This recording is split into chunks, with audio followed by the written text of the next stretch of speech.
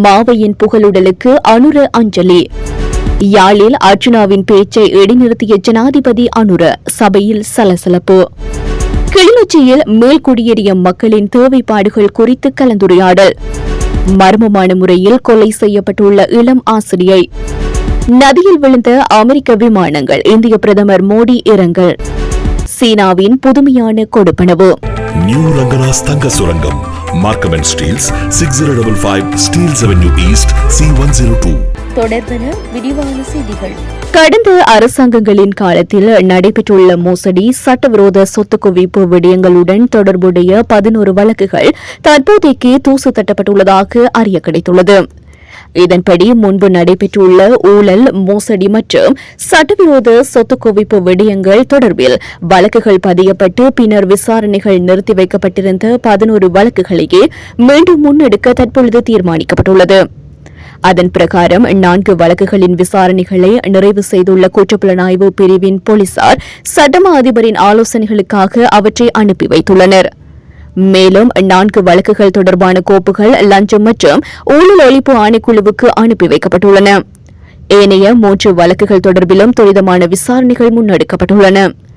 பெரும்பாலும் உள்ளூராட்சி தேர்தலுக்கு முந்தைய காலகட்டத்தில் முன்னைய அரசின் 5க்கும் மேற்பட்டுள்ள முன்னாள் அமைச்சர்கள் கைது செய்யப்படலாம் என்று தெரியவந்துள்ளது.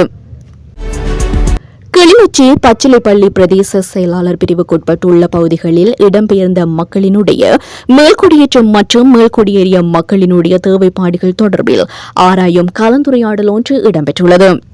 குறித்த கலந்துரையாடல் நேற்று பகல் 10 மணிக்கு மாவட்ட அரசு அதிபர் தலைமையில் முகமாலை பொதுநோக்கு மண்டபத்தில் நடைபெற்றுள்ளது. கிளிநொச்சி மாவட்டத்தின் பச்சிலைப்பள்ளி பிரதேச செயலாளர் பிரிவுக்குட்பட்டுள்ள முகமாலை, கிளாலி, இத்தாவில் மற்றும் ஏம்படுகேணி போன்ற பகுதிகளில் உள்ள மக்கள் கடந்த 1996ஆம் ஆண்டு ஏற்பட்டுள்ள யுத்தம் காரணமாக முழுமையாக இடம்பெயர்ந்து இன்று வரை மீள்குடியமர முடியாத நிலையில் பல்வேறு இடங்களிலும் வாழ்ந்து வருகின்றனர். இவ்வாறு 30 வருடங்களுக்கு மேலாக இடம்பெயர்ந்த குடும்பங்களில் இதுவரை 30 குடும்பங்கள் தமது சொந்த இடங்களில் மீள்குடியேறவும் 60 வரையான குடும்பங்கள் தங்களுடைய காணிகளை பராமரிப்பதற்கும் பிரதேச செயலகத்தினூடாக பதிவுகளை மேற்கொண்டுள்ளனர். இது தொடர்பாக ஆராயும் கலந்துரையாடல் ஒன்று இன்று மாவட்ட அரசு அதிபர் S. முரளிதரன் தலைமையில் முகமாலை பொதுநோக்கு மண்டபத்தில் நடைபெற்றுள்ளது. இதில் முகமாலை பிரதேசத்தில் கன்னிவெடி அகற்றல் செயற்பாடுகளில் ஈடுபட்டு வரும் தொண்டு நிறுவனங்கள், தொண்டு அமைப்புகள், பிரதேச செயலாளர் மற்றும் துறை சார்ந்த திணைக்கள தலைவர்கள், இடம்பெயர்ந்த மக்கள் என பலர் கலந்து கொண்டுள்ளமை குறிப்பிடத்தக்கது. மாத்தறை கம்பரப்பட்டிய பகுதியில் இளம் பெண் ஒருவர் கொலை செய்யப்பட்டுள்ளார். உயிரிழந்தவர் 34 வயதுடைய திருமணமாகாத பெண் என்றும் அவர் ஒரு ஆசிரியை என்றும் தெரிவிக்கப்பட்டுள்ளது. குடும்ப தகராறு காரணமாக ஏற்பட்டுள்ள வாக்குவாதத்தில் பெண் கொலை செய்யப்பட்டிருக்கலாம் என போலீசார் சந்தேகம் வெளியிட்டுள்ளனர். கத்தி மற்றும் இரும்பு கம்பியால் கொடூரமாக தாக்கப்பட்டு கொலை செய்யப்பட்டுள்ளதாக போலீசார் மேலும் குறிப்பிட்டுள்ளனர். எனினும் கொலை தொடர்பில் சந்தேகத்தின் பேரில் அவரது மூத்த சகோதரர் கைது செய்யப்பட்டுள்ளார். இந்த நிலையில் கொலை செய்யப்பட்ட பெண்ணின் அறையிலிருந்து கடிதம் ஒன்று கண்டுபிடிக்கப்பட்டுள்ளது. அதில் இந்த கொலையை தான் செய்ததாகவும் பெண்ணின் தாயின் கையெழுத்தில் கடிதம் எழுதப்பட்டுள்ளது. கைது செய்யப்பட்டுள்ள சந்தேக நபரான சகோதரனுக்கும் போலீசாருக்கும் தெரியப்படுத்தும் வகையில் அந்த கடிதம் எழுதப்பட்டிருந்தமை குறிப்பிடத்தக்கது. இந்த சம்பவம் தொடர்பாக போலீசார் மேலதிக விசாரணைகளை மேற்கொண்டு வருகின்றனர்.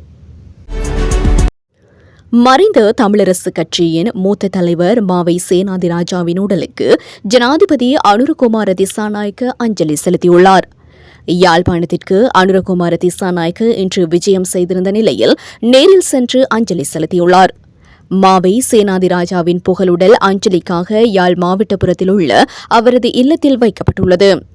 உடல்நிலை பாதிப்பால் யாழ் போதனா வைத்தியசாலையில் அனுமதிக்கப்பட்டு தீவிர சிகிச்சை பெற்று வந்த மாவை சேனாதிராஜா சிகிச்சை பலனின்றி யாழ்ப்பாணம் போதனா வைத்தியசாலையில் தனது 82வது வயதில் கடந்த 29ஆம் தேதி உயிரிழந்துள்ளமை குறிப்பிடத்தக்கது. அமெரிக்க விமான விபத்தில் உயிரிழந்தோருக்கு இந்திய பிரதமர் நரேந்திர மோடி இரங்கல் தெரிவித்து தனது எக்ஸ் தளத்தில் பதிவிட்டுள்ளார். தனது சமூக வலைதள பதிவில் வாஷிங்டன் டிசியில் நடந்த துயர விபத்தில் உயிரிழந்தது ஆழ்ந்த வருத்தத்தை ஏற்படுத்தியிருக்கின்றது. பாதிக்கப்பட்டவர்களின் குடும்பங்களுக்கு எங்கள் மனமார்ந்த இரங்கல் எனவும் இந்த துயரில் அமெரிக்க மக்களுடன் நாங்கள் நிற்கின்றோம் எனவும் பதிவிட்டுள்ளார்.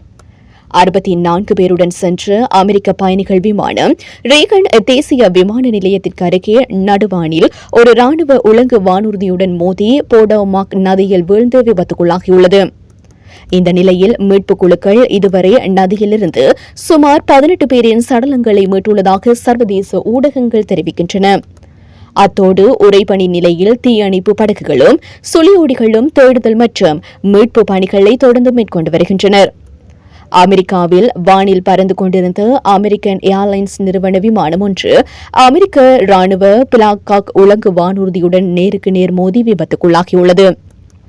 இந்த விபத்து நேற்று உள்ளூர் நேரப்படி இரவு 9 மணியளவில் நிகழ்ந்துள்ளதாக விமான போக்குவரத்து நிர்வாகம் வெளியிட்டுள்ள அறிக்கையில் தெரிவிக்கப்பட்டுள்ளது.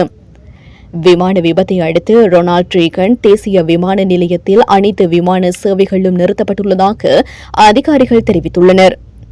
விபத்துக்குள்ளான விமானம் PSA ஏர்லைன்ஸ் போம்பார்டியர் ஜெட் விமானத்தில் 65 பயணிகள் பயணித்துள்ளதாக தெரிவிக்கப்படுகின்றது. இந்த விமானம் அமெரிக்கன் ஏர்லைன்ஸ் வணிக பயணத்திற்காக பயன்படுத்தப்பட்டு கன்சாஸிலிருந்து வாஷிங்டனுக்கு சென்று கொண்டிருந்தது என தெரிவிக்கப்பட்டுள்ளது. ரீகன் வாஷிங்டன் தேசிய விமான நிலையத்தின் 33வது ஓடுதளத்தை நோக்கி வந்து கொண்டிருந்த போதே இந்த விபத்து இடம்பெற்றுள்ளதாக அதிகாரிகள் தெரிவித்துள்ளதாக சர்வதேச ஊடகங்கள் தெரிவிக்கின்றன. போடோமெக் நதிக்கு அருகிலுள்ள ரீகன் தேசிய விமான நிலையத்தில் சிறிய விமானம் கீழே விழுந்தது உறுதி செய்யப்பட்டது என்று கொலம்பிய தீயணைப்பு மற்றும் அவசர மருத்துவ சேவைகள் துறை தெரிவித்துள்ளது.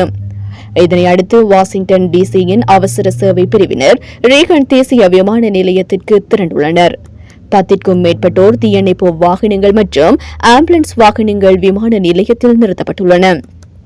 விபத்து தொடர்பான மேலதிக விசாரணைகள் இடம்பெற்று வருவதாக தெரிவிக்கப்படுகின்றது. சீன கிரேன் நிறுவனம் ஒன்று தனது ஊழியர்களுக்கு ஆண்டிறுதி ஊக்குவிப்பு பணமாக $11 மில்லியன் வழங்கியுள்ளது. இது இலங்கை ரூபாவில் 70 கோடிக்கும் அதிகமான தொகையாகும். எனினும் இந்த ஊக்குவிப்பு பணத்தை வழங்கும் போது குறித்த நிறுவனம் 15 நிமிடங்கள் என்ற கால வரையறையை வழங்கி அதற்குள் ஒருவர் எண்ணக்கூடிய அளவான பணத்தை அவர் வீட்டிற்கு எடுத்து செல்லலாம் என்ற நிபந்தனையை விதித்துள்ளதாக கூறப்படுகின்றது. இதன்படி கெகனான் மைனிங் கிரேன் கோ லிமிடெடில் பணம் மேசையில் வைக்கப்பட்டுள்ளது. இதனை அடுத்து ஊழியர்கள் தம்மால் 15 நிமிடங்களுக்கு எண்ணக்கூடிய பணத்தை எடுத்துக் கொள்வதை காட்டும் காணொலி காட்சிகள் சமூக ஊடகங்களில் வெளியாகியுள்ளன. இதன்போது அதிகமாக ஒரு ஊழியர் 1 லட்சம் யுவான்களை எண்ணி முடித்து வீட்டுக்கு எடுத்து சென்றுள்ளதாக தெரிவிக்கப்பட்டுள்ளது. இது இலங்கை ரூபாவில் 12.7 லட்சமாகும் என்பதும் தெரிவிக்கப்பட்டுள்ளது.